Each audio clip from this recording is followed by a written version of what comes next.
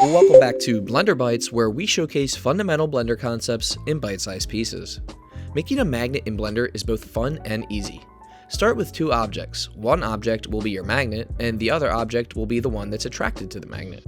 In your scene properties, set your gravity to 0. Now, give your magnet a negative force field of about 200 or so. Also, give the magnet a rigid body physics property type passive. This will allow it to interact with the other objects. Next, select your other object and give it a rigid body physics property type active. Press play and watch your object be attracted to your magnet.